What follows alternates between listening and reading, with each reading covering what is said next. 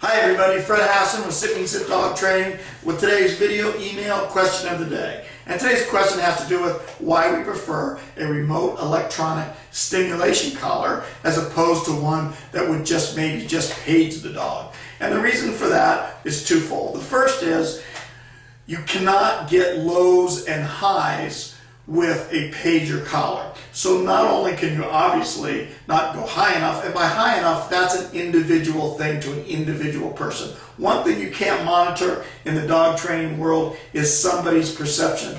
What somebody feels might need to go a little higher, somebody else might not feel that at all. It's just like with humans, what your definition of clean is might be different than your wife's definition of clean. That's somebody's perception. That's a human perception. We can't ever change that. People are always going to have different perceptions. So with that being a fact with human beings, it only makes sense that you have to have adjustability because you can't make everybody happy. So some of these collars, when we have them feel our Sit Means Sit collar, for example, when the people feel it, a lot of times what people say is they feel the collar and they say, what is that supposed to do? I can't even feel it. How's that going to cause any kind of behavior, good, bad, or indifferent to the dog if you can't feel it?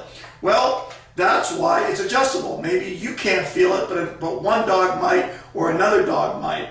And it's adjustable. The whole purpose of having multiple levels is so you can climb a scale. Imagine, if you will, let me put it in leash terms. Imagine buying a leash that you could only, when you could tug on it, it only stopped at one place. It wouldn't go higher, it wouldn't go lower. That's what you have with a pager collar. So obviously you couldn't match the dog's level if he's very stimulated by, maybe he's dog aggressive and there's another dog barking where you might have to tap harder on him. But again, it's a human perception. What you feel might be harder. You might want to go to 4, somebody else might want to go to 6, somebody else might want to go to 2. It's different in reading the situations. So again, the two major features are, one, that you don't get the lows, and by lows I mean a remote collar, electronic collar, will go much lower than a pager collar will be. But I think part of that perception is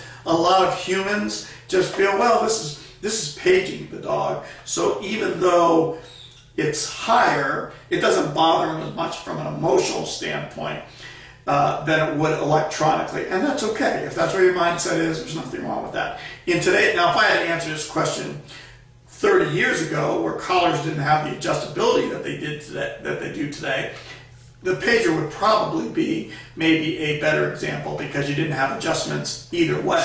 And also for professional dog trainers, for them to be able to pick and choose their style of training that they want to use with this, the more adjustability that you have, the more a trainer can use multiple training styles and the more adjustable it is to suit the individual person. So until tomorrow, remember, sit means sit.